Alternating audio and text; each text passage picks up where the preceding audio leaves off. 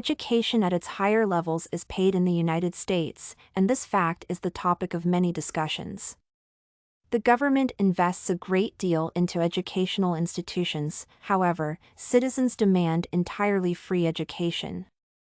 Eaton et al. Claim that the federal government directly finances student loans, and it is the largest recipient of interest income from student loan payments. Moreover, educational programs like international student exchanges or scholarship contests exist because of governmental influence. This paper aims to argue that education should not be free for everyone and discusses the possible outcomes of reallocating citizens' money from educational funding. It is not necessary for education to be entirely free, as people who are motivated enough can still get their degree even if it is not affordable. In the United States, preschool and school-level education is available for most citizens, and it provides general knowledge for a child to grow up and become a decent member of society. Higher education is paid, and its cost depends on the institution's authority and the state where it is located. When a higher education became available, each citizen got the right to apply it, so many people who are not capable of getting a degree or do not need a higher education attempted to reach it. The only factor standing between a person and such education is that it is not affordable. However, some programs exist to help young people get degrees, such as scholarships or funding from companies, universities, and the government. Moreover, paid education motivates students to be more responsible for their professional choices. Demange et al. State that as students bear the cost of education, their choice whether to study and where is determined by the return of the investment as the quality of education. If education were free for everyone, too many people would use the opportunity only because it was prestigious in society.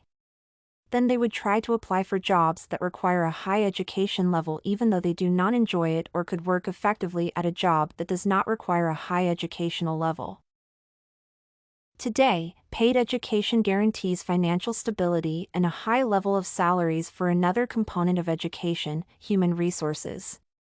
Free education will force the government to change the way how educational workers earn money. They would make the salary average, which is lower than in the case with paid education, and would update the rewarding system.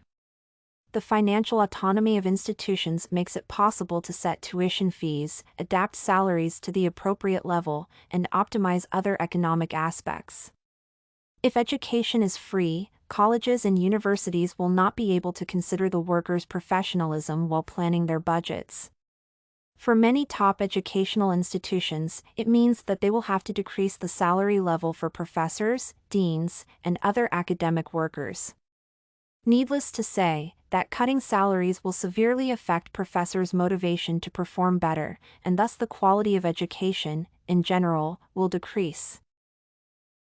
The critical point to consider apart from students, professors, and motivation is educational institutions' funding. Most of them exist because of the investment each student makes to get a degree. Parents create children's savings bank accounts, the filling of which depend on the balance of willingness to afford education and the family's well-being. It is hard for most people to save money, but it works well for society and the educational system in particular. However, if education becomes free, the government will require money to spend on it, and the primary financial recourse for them will be taxes. The increase will severely affect many citizens, including those who were not interested in education. The situation would be similar to a family that saves money for education yearly, but with the whole country involved in this process. Society is sensitive to any changes in the tax system, and its payment increase for the sake of education can cause aggressive discussions and undermine citizens' loyalty to the government. The quality of education might sharply decrease if it becomes free, as it means that all of the institutions will have to be at the same average level. The best and brightest people would not get enough from the average range of knowledge, which might motivate them to leave the country. It is harmful to the United States as the brightest people move society, establish companies, and increase employment opportunities.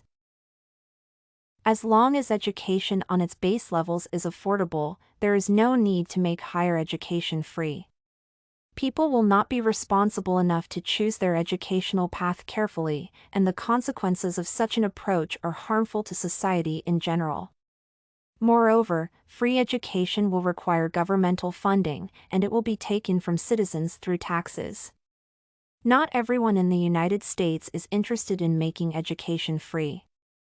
The quality of education will also decrease as academic workers' financial and rewarding motivation will be cut.